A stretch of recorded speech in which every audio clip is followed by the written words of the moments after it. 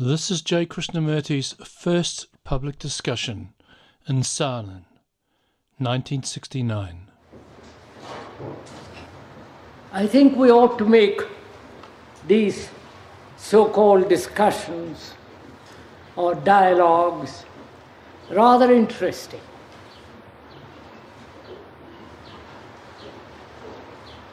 We ought all of us to take part in it, not just few of us. All of us should contribute to any subject that we want to discuss, talk over together. And therefore, there must be certain frankness, not rude frankness or rough or violent exposing of another's stupidity or intelligence, but rather each one of us partake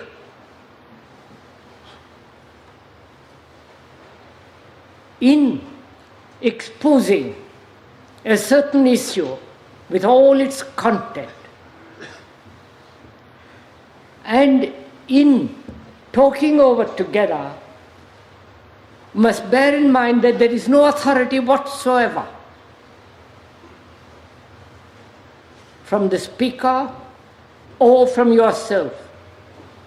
Mere assertion doesn't lead anywhere, or opinion, or quoting some book. But if we could expose ourselves a little, not as a confession or a group therapy or individual therapy, but in the very sharing of the discussion, dialogue,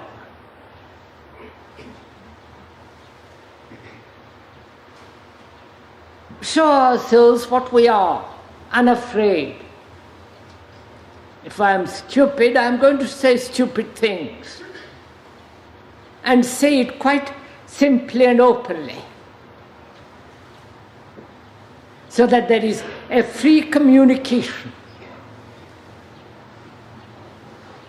between us all, young and old. Because the intention of these 7 discussions every day is surely meant to be creatively observant, creatively watch ourselves as we are saying things, and in the very statement of anything that we feel or inquire into, there must be a sense of perceiving something new. After all, that is creation. Not the repetition of the old, but the expression of the new in the discovery of ourselves as we are expressing in words.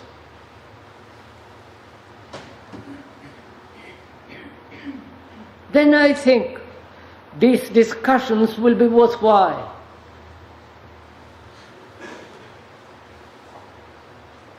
So, what shall we talk over together this morning? Can we not go deeper into the question of energy, it's wasting. Right.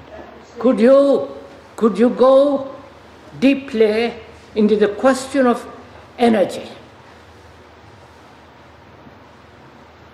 Can I ask a question, please?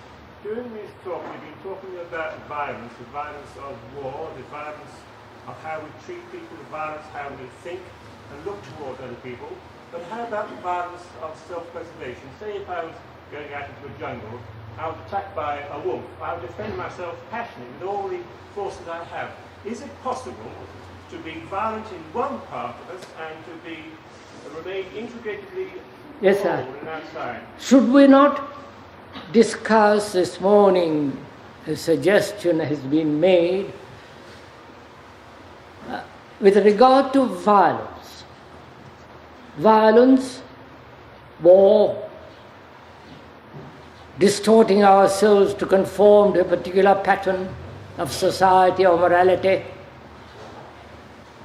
But also there is a question of self-preservation.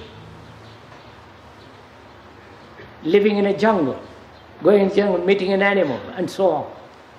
Where is the demarcation between self-preservation, which sometimes may demand violence, and other forms of violence? Do you want to discuss that? Do you want to discuss it? Right.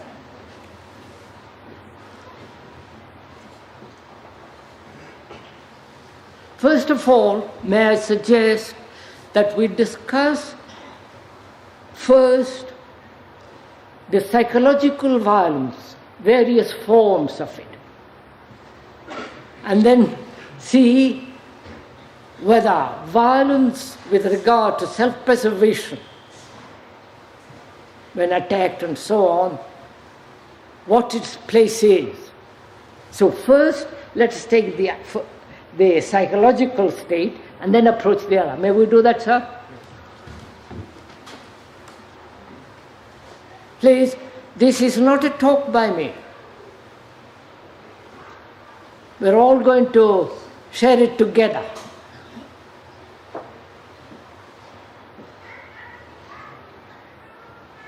I wonder what you think of violence.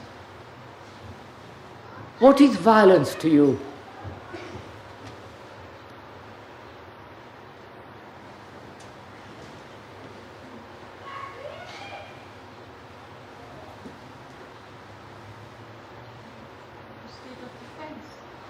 Huh?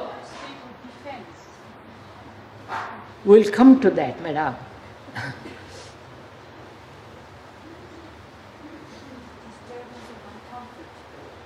Now, what does violence, the feeling, the word, the nature of violence, the feeling of it? No, don't. Which one? If you feel frustrated by another, you feel violence. You're mentally incapable of accomplishing something, then you try to use violence or force. A sense of overcoming. What's that? A sense of overcoming. Sense of overcoming. Uncontrolled energy.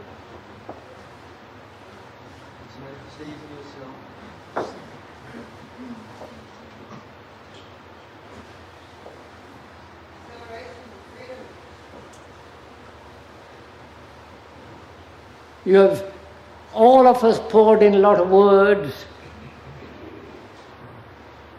What does violence mean to you? Expression of the ego. Huh? Expression of the ego. Fear. Fear. Showing violence or hurting somebody or something, either mentally or physically. Do you know violence because you know non-violence? Would you know what violence is without its opposite?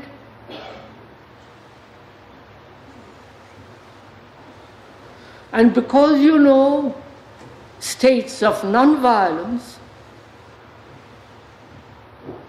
and therefore you recognize violence. How do you know violence?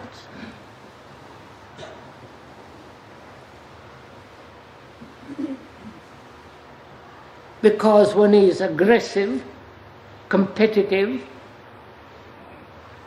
and you see the effects of all that, which is violence. Therefore, you construe a state of non-violence. If there were no opposites, would you know what violence is?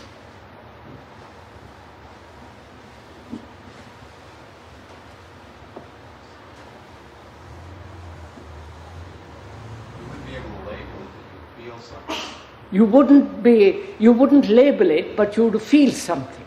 Now, is that feeling, does that feeling exist or come into being because you know violence? I think that violence causes pain, and therefore we... What's I can't hear? Something else that we call non-violence. I can't hear, sir. You'll have to speak a little slower.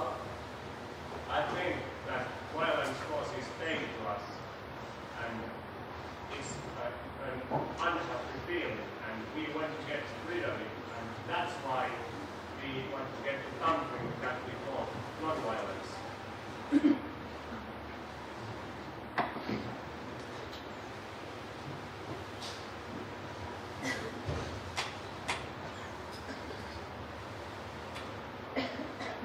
Conocemos la violencia porque la llevamos dentro.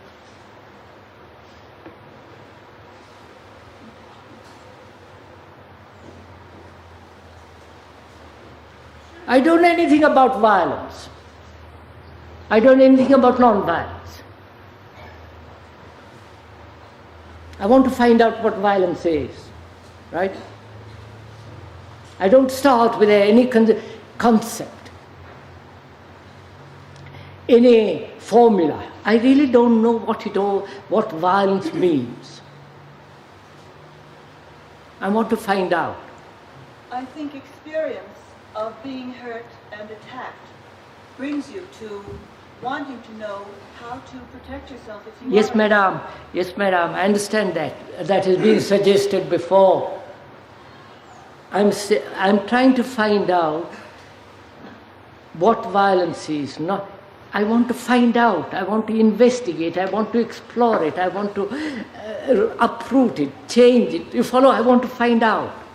Violence is the lack of love. Huh?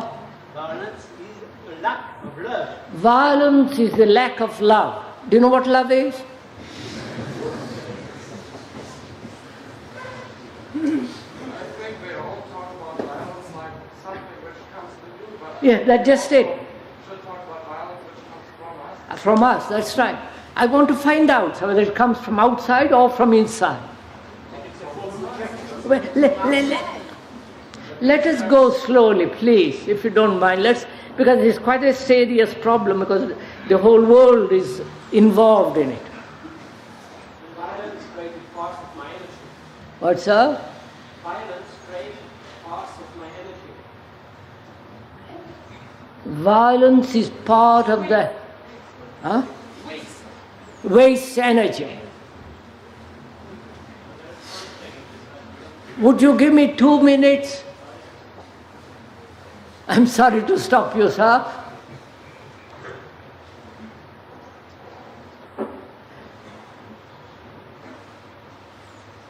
Everybody has said violence and non-violence. Everybody has said you must live violently.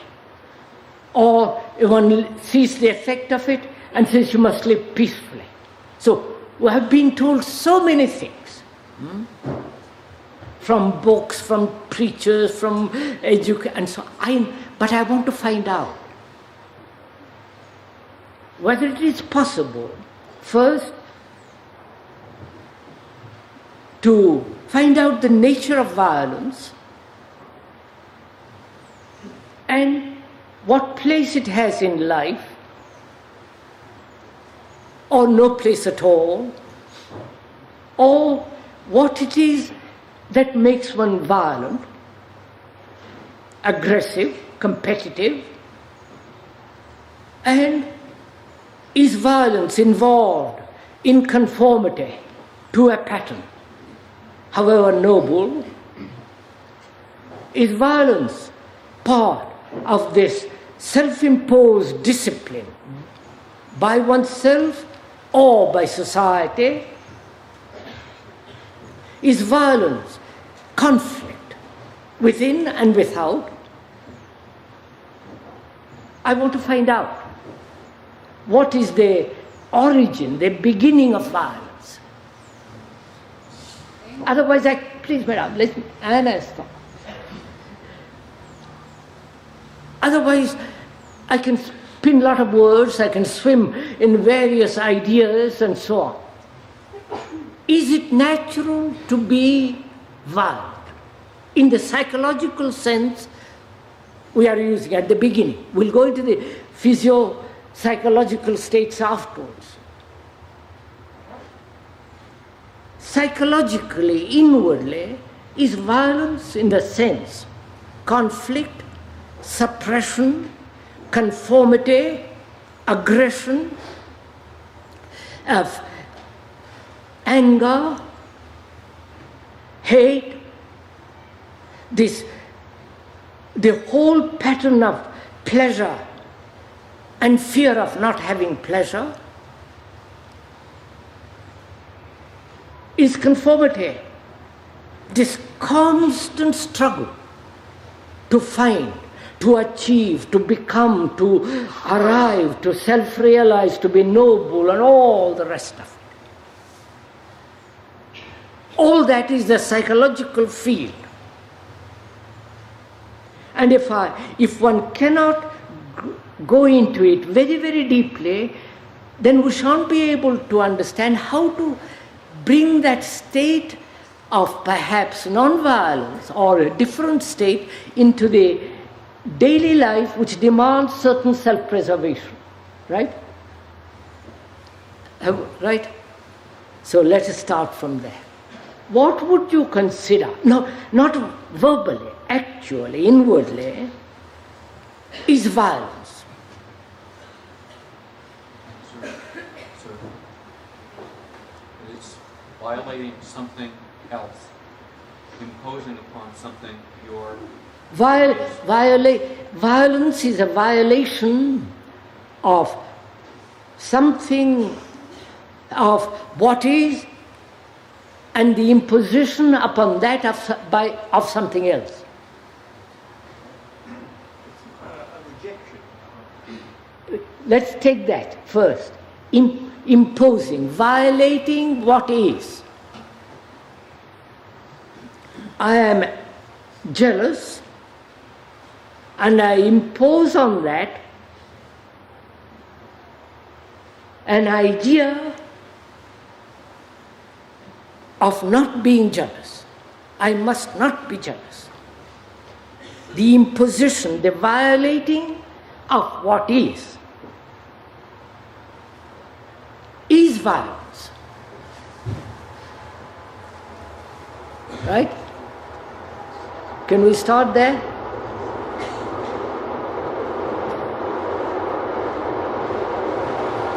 We'll start little, sir. We'll start little by little, not all. Perhaps in that one sentence, the whole thing may be covered. That is, the what is, which is always moving, it is not static. I impose upon that and violate that by imposing on it something which I think should be.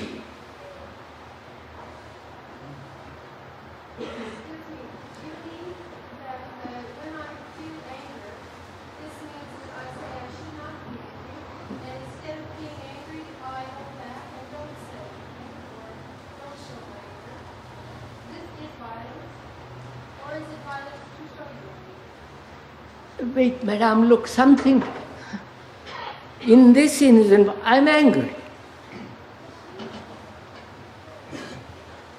to give freedom to it, I might hit you.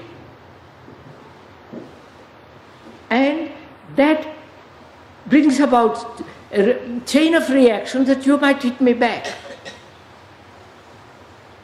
The very expression of that anger is violence. And if I impose upon it something else, which is not to be angry, is that not also violence?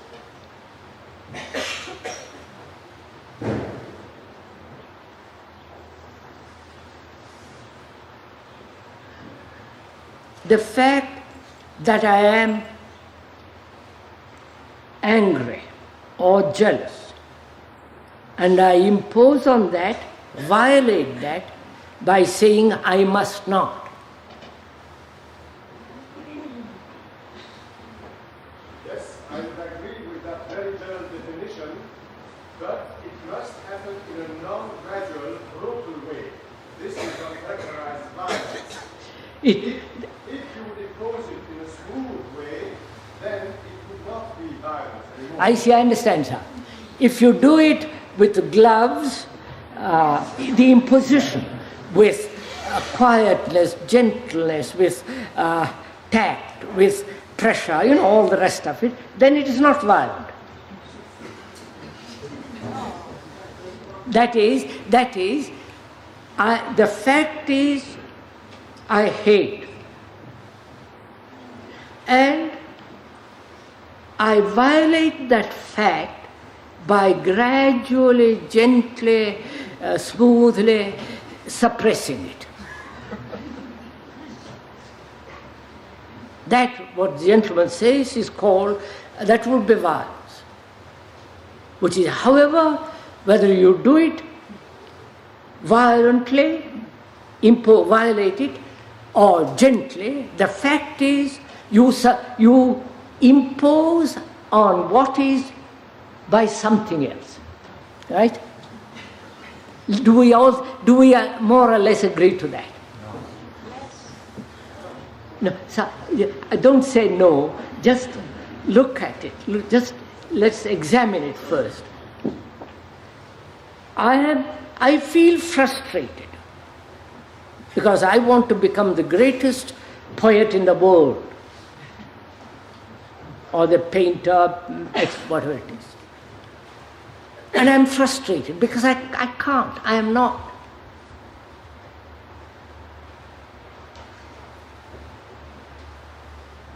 And this frustration is a form of violence of the fact I am not.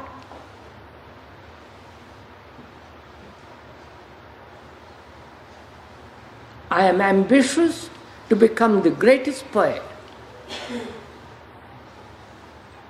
And the very ambition is a form of violence. And in that I feel frustrated because I can't be the greatest because you are better than me.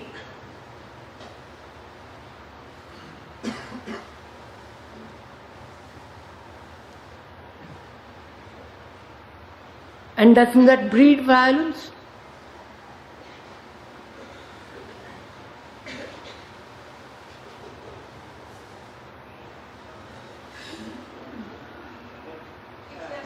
Action against a person or against a thing is violence. Or action against is violence. Yes, sir.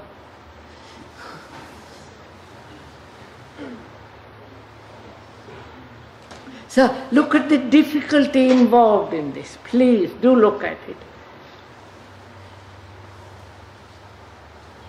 There is the fact and the violating of the fact by another act.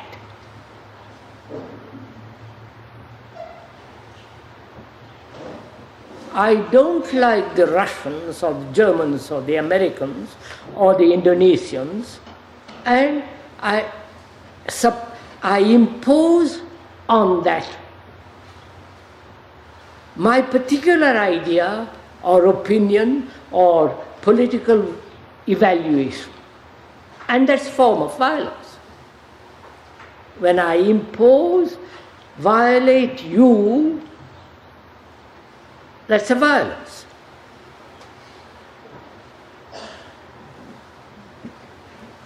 When I compare myself with you who are much greater, more intelligent, more this and more that, I am violating myself. No? And therefore I am violent.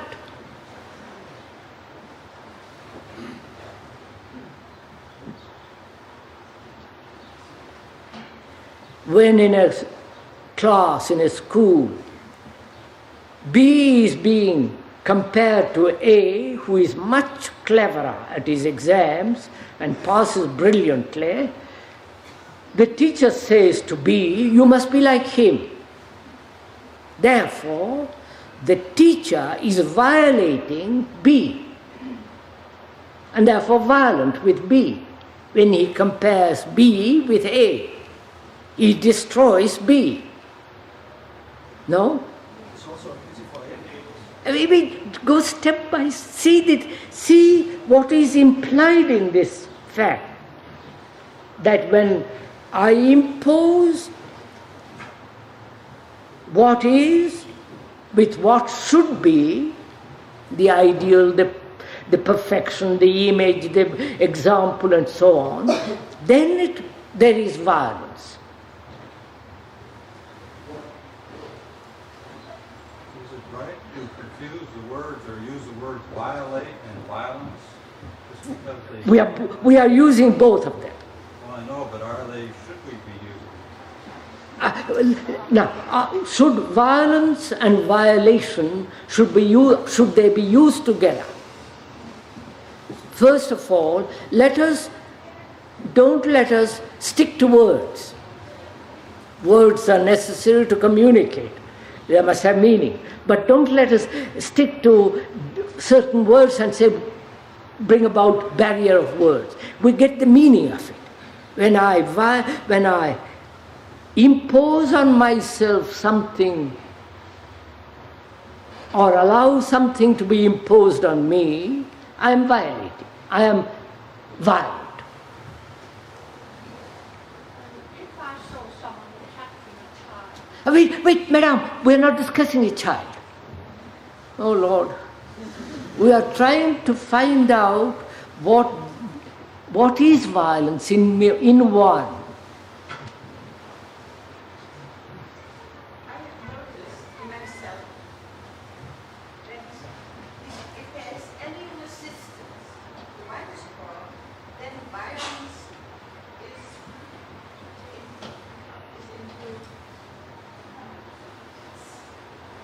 Comes into being.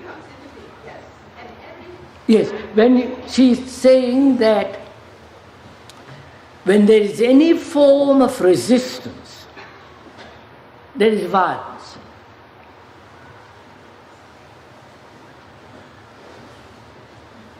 And if you don't resist, you could be violating yourself too. If you don't resist, you could be violating too.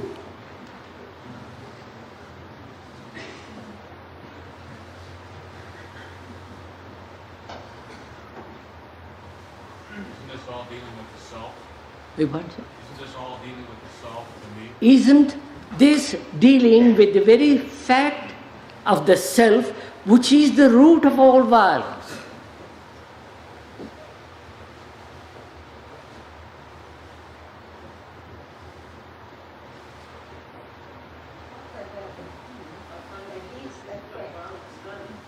Huh?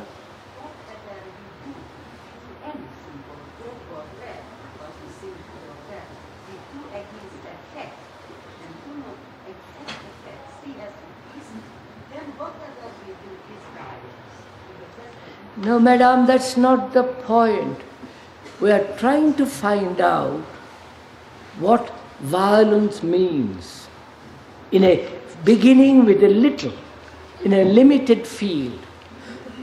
And then perhaps we shall expand it, grow it, make it larger. But when I impose on myself certain idea, certain concept, or a mold according to which I must live, that is, there is a contradiction, and therefore there is effort, and therefore there is violence. That's all we are saying for the moment. Suppose I take your words from before. Suppose you hate somebody, and suppose you would like to eliminate that hate. Now there are two approaches, the violent approach and the non-violent approach. If you impose upon your own feelings to eliminate that hate within a very little lapse of time, you will have committed violence upon yourself. If, on the other hand, you will take the time, the trouble, the pain to know your feeling and the object of your hate, and therefore gradually to overcome your hate, then you will have solved the same problem in a non-violent way. That is the difference.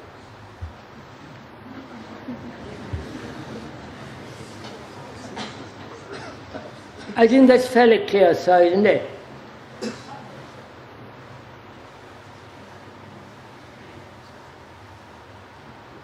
We are not trying at present, I think, are we, how to dispose of violence. The violent way or the non-violent way. But what brings about this violence in us? And what is violence? In us, in me, psychologically. Sir, the imposition, isn't there a breaking up process and then feeling rather uncomfortable, you begin to get more violence? Imposing upon oneself. Yes, isn't there a breaking up process? And then you feel uncomfortable and you begin to get more. Yes. The breaking up of a process, the breaking up of one's ideas, way of life and so on, that makes for discomfort. And that discomfort brings about violence.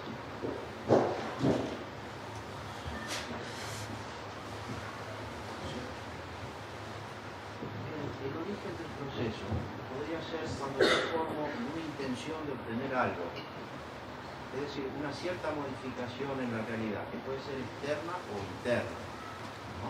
Yes, sí. Inmediatamente yo trato de conseguir esa modificación. Entonces la aparición de la violencia depende del obstáculo que yo encuentre. Violence, the gentleman says, can come from outside or from inside. And I generally blame this violence on the outside. Is that what you mean, sir? No,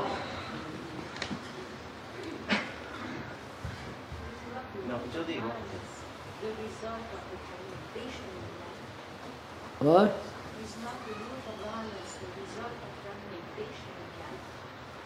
Result of fragmentation. Please, we can give definite, so many ways of showing what violence is, or what of cause of violence is.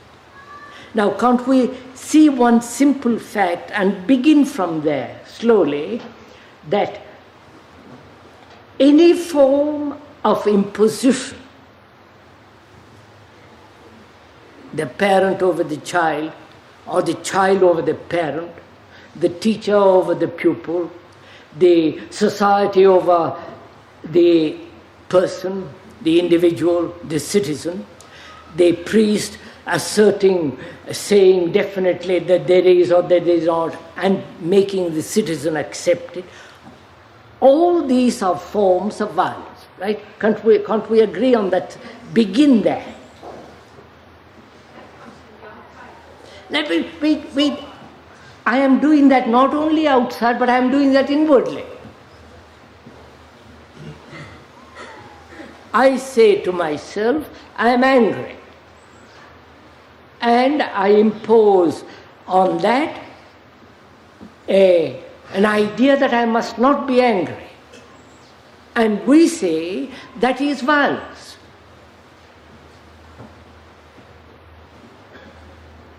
The violence outwardly, when a tyranny, dictatorship suppresses a people, that's violence. When I suppress what I feel because I'm afraid, because it's not noble, because it is not pure, all the rest of it, we say that's also violence. So, the non-acceptance of the fact of what is brings about this imposition. If I accepted the fact that I am jealous,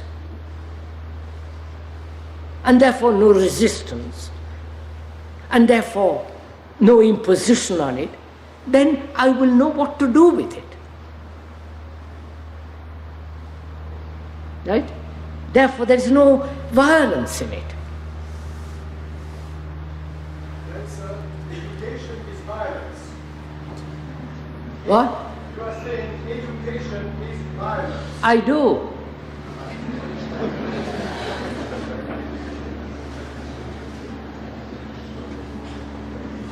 Is there not a way of educating without violence?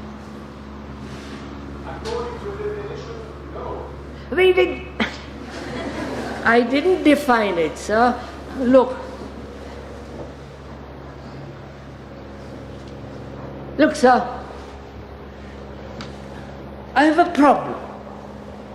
I am violent. By nature, in my thought, in the way I live, I am a violent human being. Aggressive, competitive, brutal, and all the rest of it. I am that. And I say to myself, how am I to live differently? Because this violence breeds such tremendous antagonism in the world, such disruption, destructive existence. I want to understand it and be free of it, live differently. So I say to myself, what is this violence in me? Is it frustration? Because I want to be ambitious, and therefore I want to be famous, and I know I can't be famous, therefore I hate people who are famous. And I am jealous, and I want to be non-jealous, and I hate this state of being jealous, and with all the anxiety and fear and annoyance, and therefore I suppress it. I do all this, and I realize all this is a way of violence. Right? Now, I want to find out, is it inevitable? Or is there a way of understanding it, looking at it, coming into grips with it, so that I shall live different? Right? So I must find out what is violence.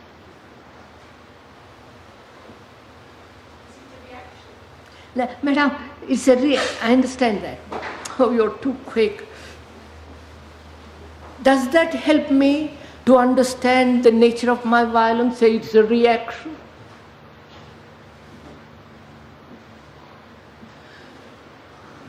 I want to go into it. I want to find out. And I see that as long as there is a duality, that is violence and non-violence, there must be conflict and therefore more violence.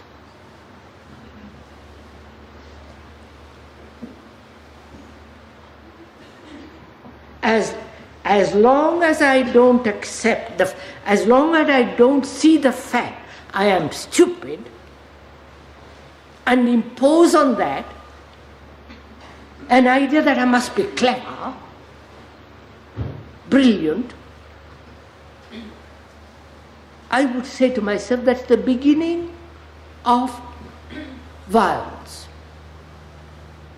And when I compare myself with you who are much more than I am, that's also violence.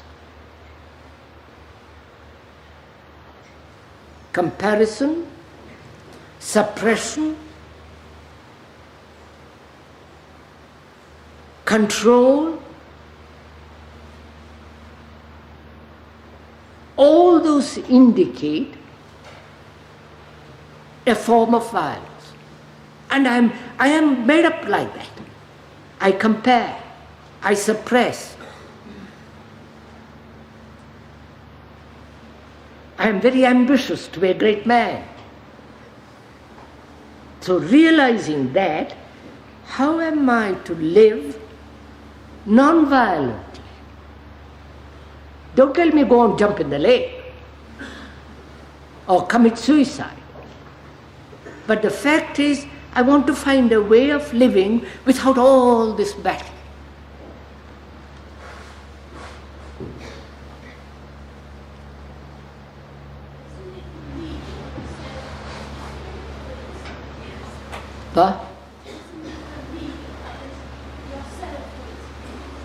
But we'll come to that. We'll come to that presently, madam. See what is happening first. My whole life, from the way I am educated till now, it's a form of violence.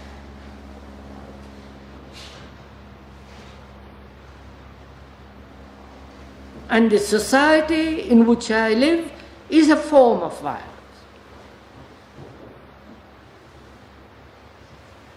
Society tells me conform, accept, do this, don't do that, be respectable or not, and so on and on and on. And I follow it. And that is a form of violence.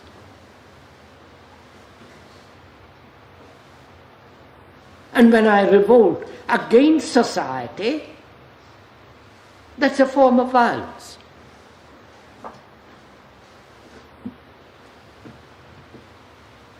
Revolt in the sense that I don't accept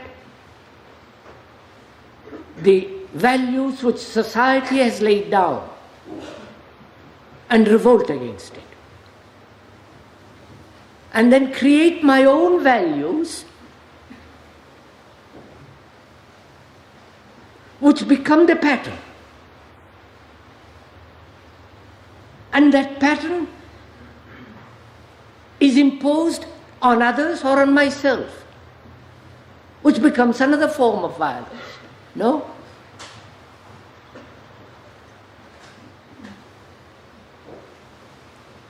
So I'm like, I live that kind of life.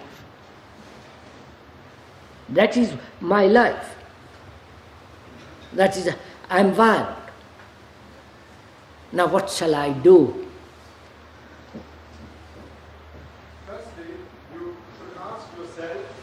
Why don't you want to be violent anymore? Why don't you want to be? Why do you want to cease being violent? I ask myself, first of all he says, ask yourself why you don't want to be violent. Because I see in the world as it is what violence has done. Wars outwardly, conflict within, conflict in relationship, conflict between what is and what should be. And I see all this happening in front of me, objectively, and inwardly I see this too. This battle going on. And I say, surely there must be a different way of living. Why do you dislike that state of affairs? Why do I dislike that state of affairs? Because it's very destructive. Then this means that in yourself you have already given the highest value to love than violence. Sir, I am given no value at all. I'm just observing. If you dislike, then you have given values. The moment you dislike, No, sir, you haven't understood. And forgive me if I say so. I have made myself clear there. I am not given values. I observe. I observe war is very destructive. What's wrong with that? Sir, I don't say it's right or wrong. Then why do you want to change? I want to change it because my son gets killed in a war. And I say, isn't there a way of living differently without killing my son? So what you want to do is experiment a different way of living, then compare the new way of living. No, sir. No, I don't compare. I've expressed all this, sir. I don't compare. I see my son killed in the war. And I say, is there not a different way of living?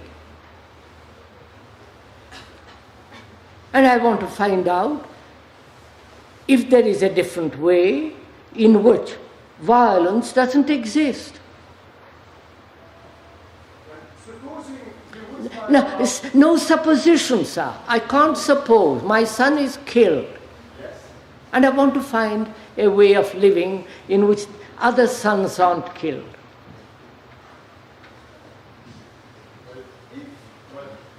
So what you want to do, there are two possibilities. Now, I know, sir, there are dozen possibilities. Either you want, definitely you want, because your son is killed. Your urge is so great to find another way of living that you want to find another way of living and adopt it, whatever it is. No, I don't want to accept whatever it is. I want... to experiment it and compare it and then... No, sir. I'm afraid you're keeping on insisting on something which I'm not making it clear.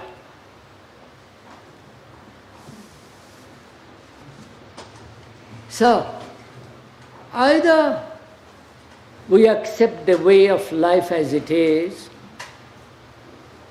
with violence and all the rest of it, or we say there must be a different way for a human intelligence to find a way of life where violence doesn't exist. That's all.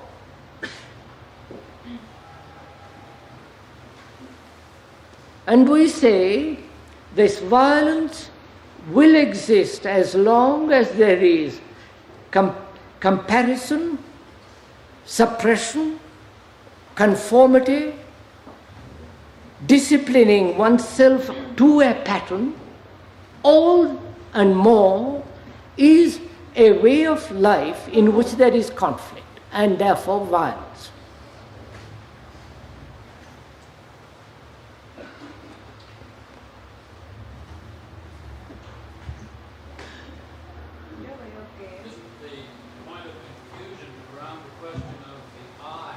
We'll come to that, sir. This lady is asking a question.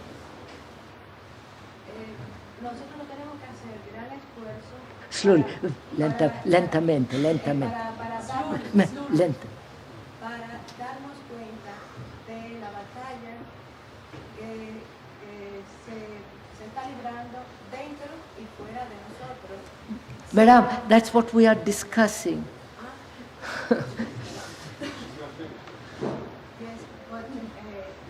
Si profundizamos en estas cosas, profundizamos también en nuestros sentimientos y vamos profundizando más hondamente, es fácil ver la confusión y la violencia Sí. que hay en el mundo. Sí. Eso lo va profundizando y lo va sintiendo. The lady is saying, the more profoundly we examine ourselves deeply, there you will find out the nature and the root of violence.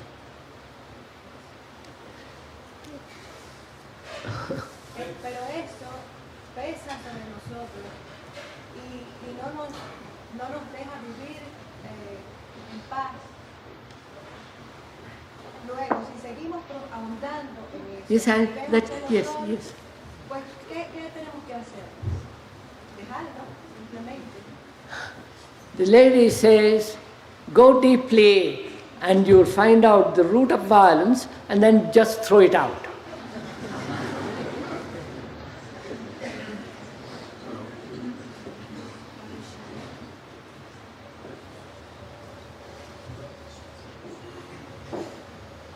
I'd like to suggest that the thing underneath violence is affecting. Existence per se is affecting.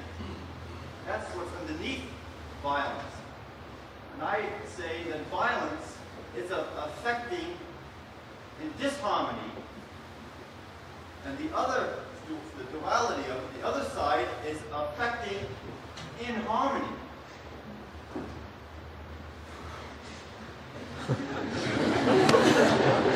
Give it up. I didn't quite get it, sir.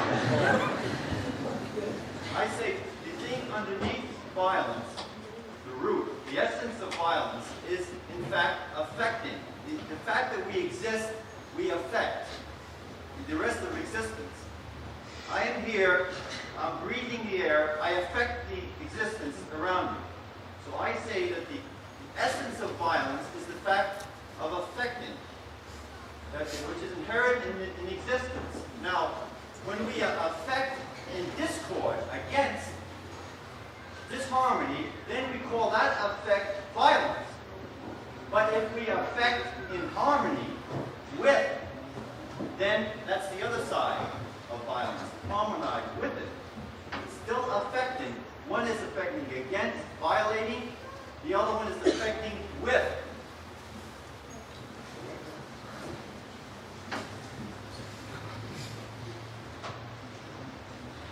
So may I ask something, if you will permit? Are you concerned with violence?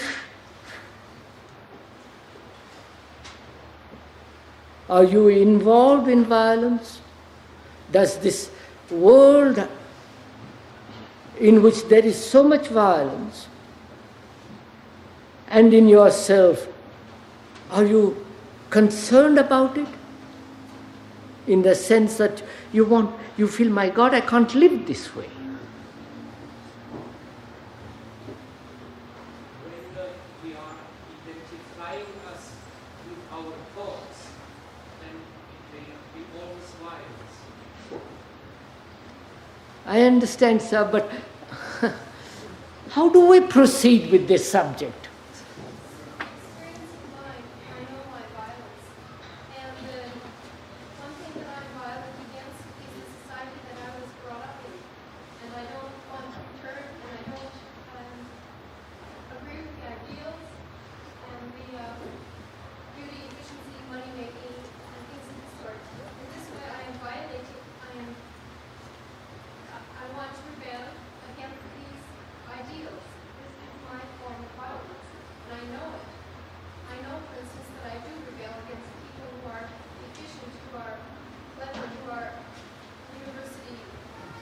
Yes, I understand.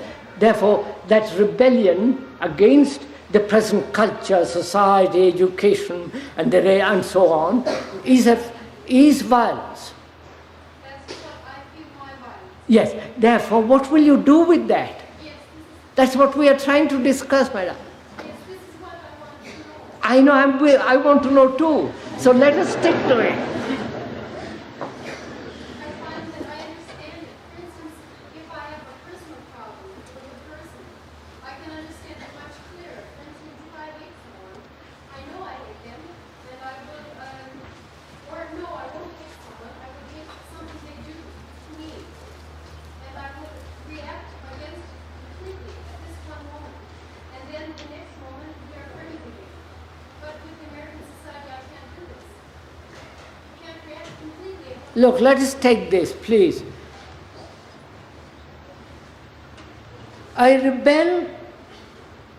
against the present moral structure of the society. And I realize that mere rebellion against this morality, without finding out what is true morality, is violence. Right?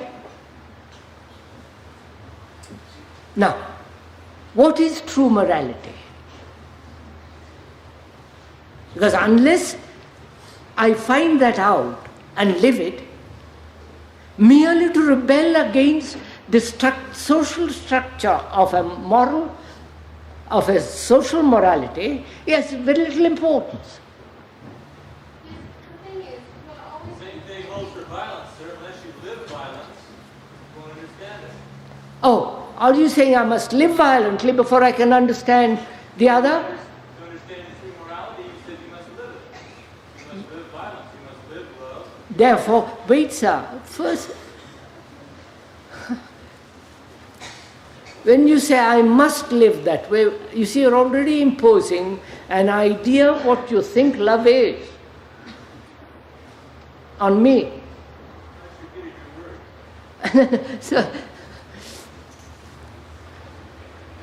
there is the social morality against which I rebel, because I see how absurd it is. Then what is true morality?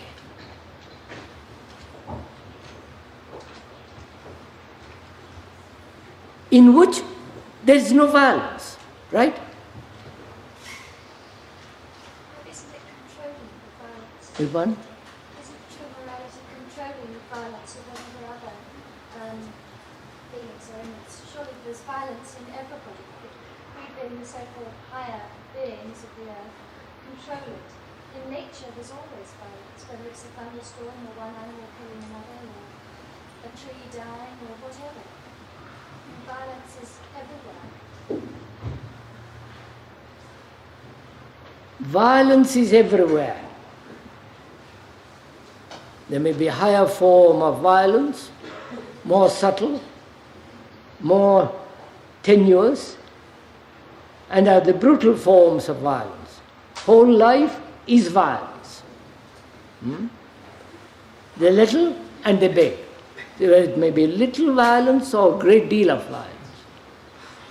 So, if a man wants to find out whether it is possible to step out of this whole structure of violence, one has to go into it, hasn't one? That's what we are trying to do. Sir, what do you mean by go into? What do you mean by going into? I mean by going into,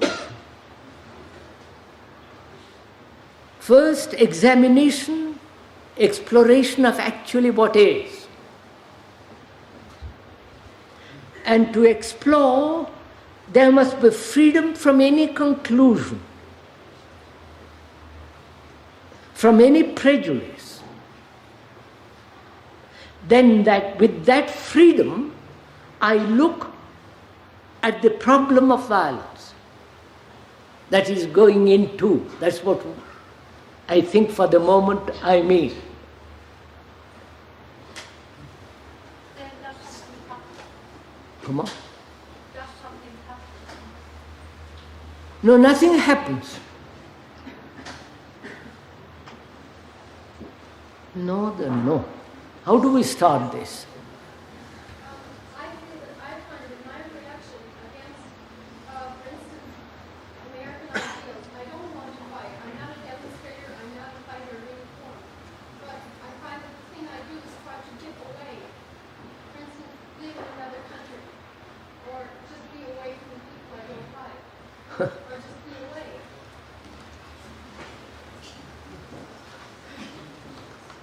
She says, I'm not a demonstrator, protester, and so on. But I don't live in the country in which there is all this. And I keep away from people whom I don't like. And so on. All this is a form of violence. So what is one to do? Please, do let us pay little attention to this. Let us give our minds to understand this question. What is a man to do who sees the whole pattern of behavior, political, religious, economic and all the rest of it, in which violence is involved to a smaller or greater degree? What is he to do? Being caught in the trap which he himself has created.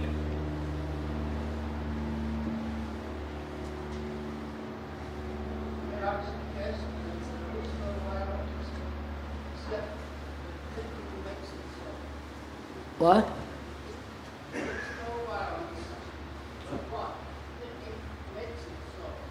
Oh, original violence, thinking makes it so. I kill somebody and I think about it and therefore it's violent. No, sir, do please. Aren't we a bit playing with words? Couldn't we go into this little more? That is, I have found this morning that whenever I impose upon myself psychologically an idea, a pattern, a conclusion that breeds violence, we'll take that for the moment. I am cruel, verbally and in feeling. And I impose on that, saying I must not. And I realize that is a form of violence. So, how am I to deal with this feeling of cruelty without imposing something else on it? Right? To understand it without suppressing it, without running away from it, without any form of escape or substitution. Here is a fact, I'm cruel. How shall I deal with it?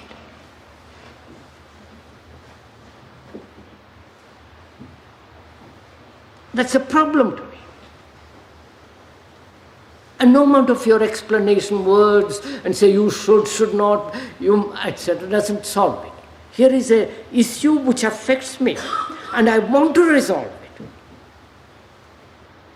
I want to resolve it because I see how that may be a different way of living. So I say to myself, without conflict, how can I be free from this cruelty? Without conflict. Because the moment I introduce conflict in getting rid of cruelty, I have already brought violence into being. So first, I must be very clear what conflict implies. If there is any conflict with regard to cruelty, which I want to be free of, in that very conflict there is the breeding of violence. Right? That is, for me that's so. So I say to myself, now how am I to be free of cruelty without conflict? Right?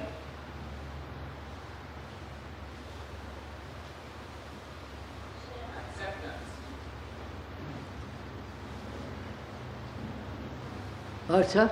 Acceptance. You say accept. Accept your cruelty. I wonder what we mean by accepting. There it is. I'm not accepting or denying it. It is there. What's the good of your saying accept it? It's a fact. I've got a brown skin. Accept it. It's so. Why should I accept it or reject it?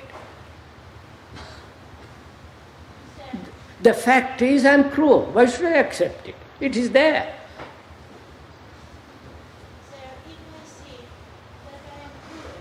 Madam, look, please.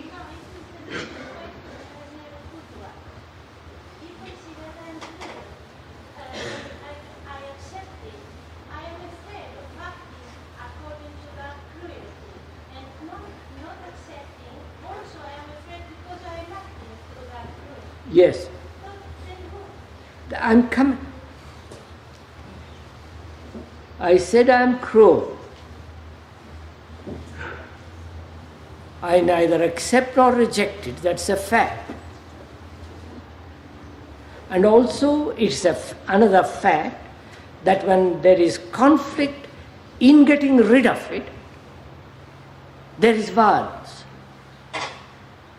So I have to deal with two things: violence, cruelty, and the ridding of it without effort. What am I to do? Because all my life I make effort, struggle, battle. Ma sembra che il problema non sia più la violenza, come abbiamo visto, ma il fatto del perché io creo delle immagini alle quali adeguarmi. Così è spostato il See, just the gentleman says, violence is not the question, but the image making. The image which is made, and that image is imposed upon. Or imposing that image on what is, right? Which comes to ignorance of one's true being. It comes from ignorance of one's true being. I don't know quite what you mean by true being. I mean by that one is not separate from the world. One is the world, and therefore one is responsible for the violence that goes on outside. Yes. He says, the true, may I try, otherwise not too long. The true being is to recognize that one is the world and the world is oneself. And that cruelty, violence, is not something different but part of me. Is that what you mean, sir? No, part of the ignorance. So you are saying there is the true self and ignorance. There are two states, the true being and covered over by ignorance. Now why, this is a good old Indian theory, I know. Oh Lord. How do you know there is a true being which is covered over by illusion, ignorance?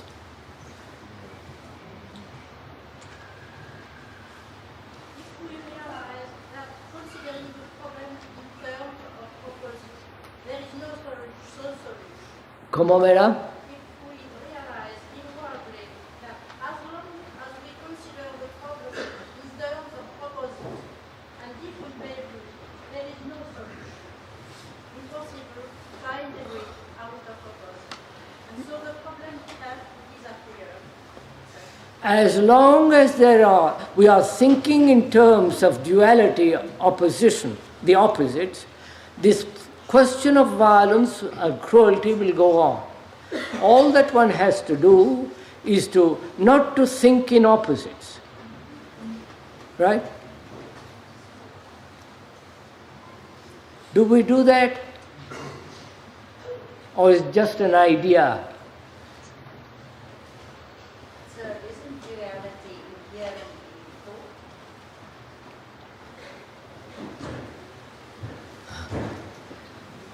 Sir, please. We come to a point and we go away from it. Here I am stuck with the cruelty and the freedom of it without effort. I'm stuck with that. I want to see if it is possible or it's just nonsense. I know I'm cruel for various psychological reasons. That's a fact, I'm cruel. Now, how shall I be free of it without effort?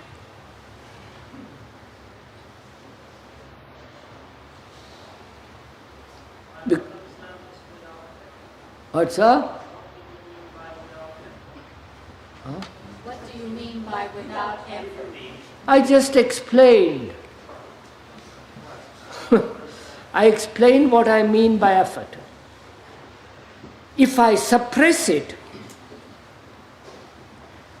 there is effort involved in it, in the sense there is a contradiction. Cruelty and the desire, the opposite, say I must not be cruel. In that there is conflict between what is and what should be.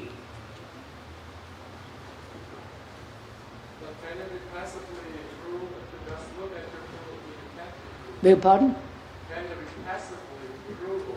That means if you look at the cruelty and you really look at it, you're passive, so you can't be cruel. We're going to find out, sir. I want to find out, not accept statements. I want to live without cruelty. I want to find out how to be free of cruelty, if it is at all possible. I was trying to explain what we mean without effort.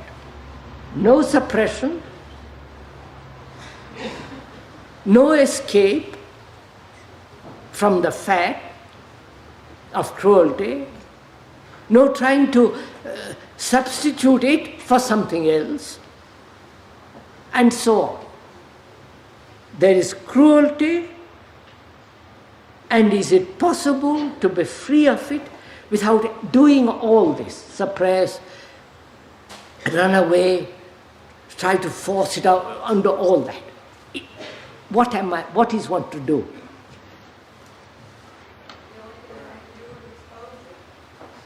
The only thing to do is to dispose of it. The only thing to do is to expose it. Now, to expose it, I must bring it out. Let it come out. Let it blossom, not in the sense become more cruel. Let it come out. Why don't I let it come out?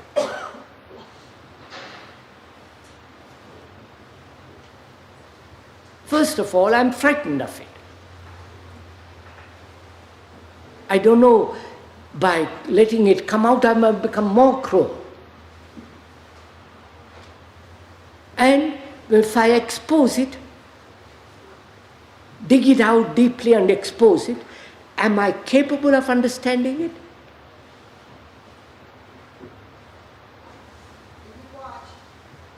Wait, madam. That is, I must look. If I can look at it very carefully, without all that, that means attentively. Can I do that? I can only do it if my energy, interest, urgency coincide at this moment of exposure. Right? At the moment it is exposed, I must have the urgency to understand it.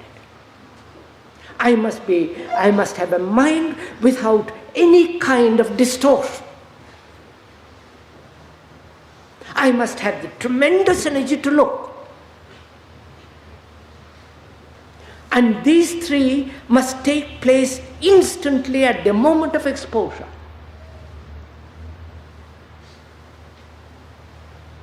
which means I am sensitive enough and free enough to have this vital energy, intensity, and attention. Right? Now, how do I have that intensity? How do I come by it? How do I have this intense attention?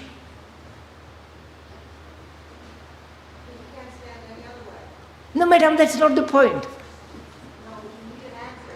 No, I don't want an answer.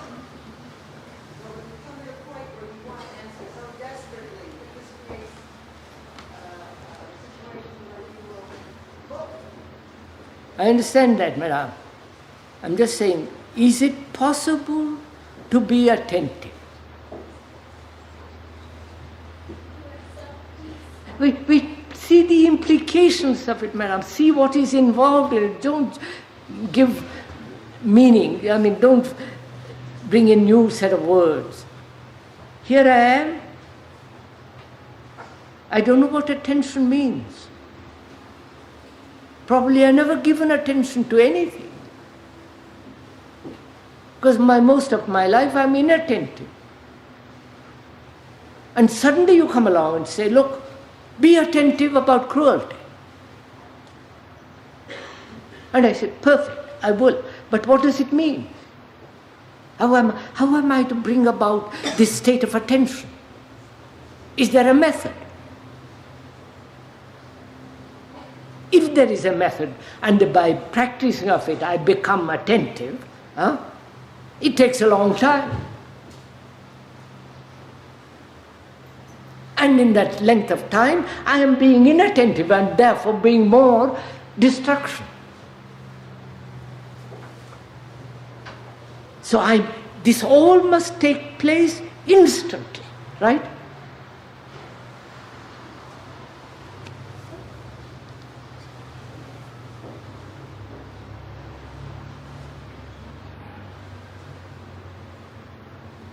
So here I am, cruel. I won't suppress. I won't escape. It doesn't mean that I'm determined not to escape. It doesn't mean I've made up my mind not to suppress it. But I see, understand intelligently that suppression, control, escape doesn't solve the issue. Therefore, intelligently, I have put those aside. So now I have this intelligence which has come into being by understanding the futility of suppression, futility of escape, futility of trying to overcome it. So I've got this intelligence now. And with this intelligence, I am examining this cruelty. I'm looking at this cruelty. And I see that to look at it, there must be a great deal of attention. And to have that attention, I must be very careful of my inattention. When I am not attentive. So my concern is to be aware of inattention. Right? Now what does that mean? Because if I try to practice attention, then it becomes mechanical, stupid, there is no meaning to it. But if I become attentive or aware of this inattention, lack of attention, then I'll begin to find out how the attention comes into being. Why am I inattentive? Lack of attention. Why?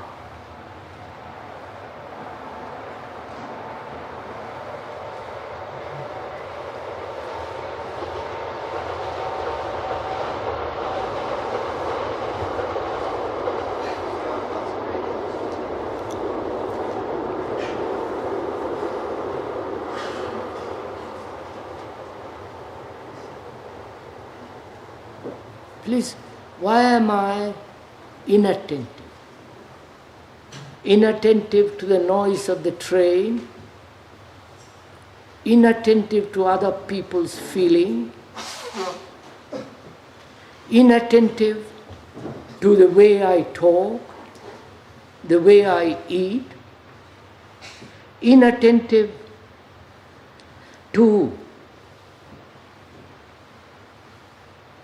what people say, do, accept the newspapers and so on. Why am I inattentive?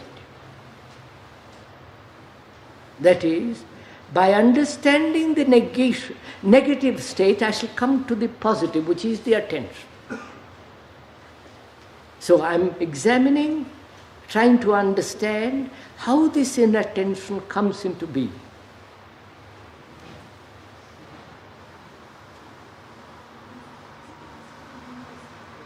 Huh?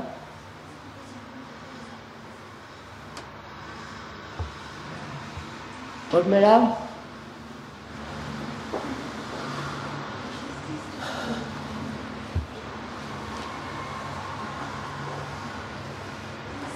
Is it time to stop?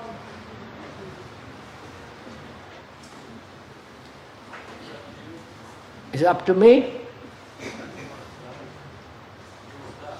Huh? If you want to stop your inquiry, you can stop. Aren't you doing two with me? If you are doing it with me, with the speaker two, together, we're going to find out. And I'm saying, shall we go with this tomorrow or stop now? We have talked for an hour, we've been together here for an hour and 20 minutes. I think that's enough, don't you? We'll pick it up. No, it's not.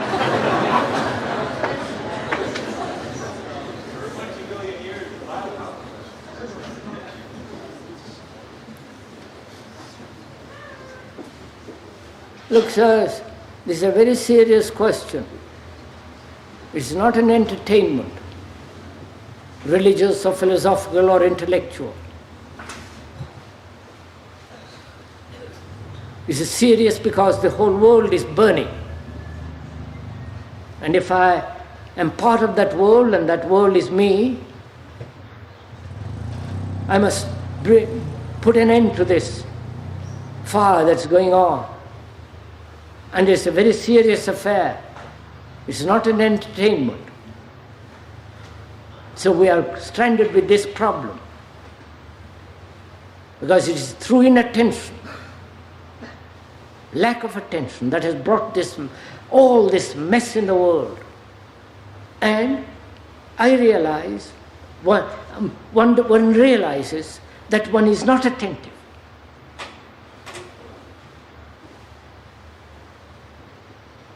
And I see a very curious thing in this, that inattention is negation, lack of attention, lack of all your being there at the moment. Now, how is it possible to be so completely aware of inattention which becomes attention? How am I to become so completely aware of this cruelty in me, so completely aware, with great energy, instantly, so that there is no friction, no contradiction. It is complete, whole. How do I bring this about?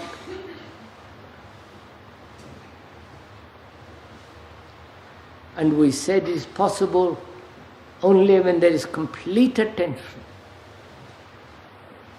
And that complete attention doesn't exist because our life is being spent in wasteful energy of inattention.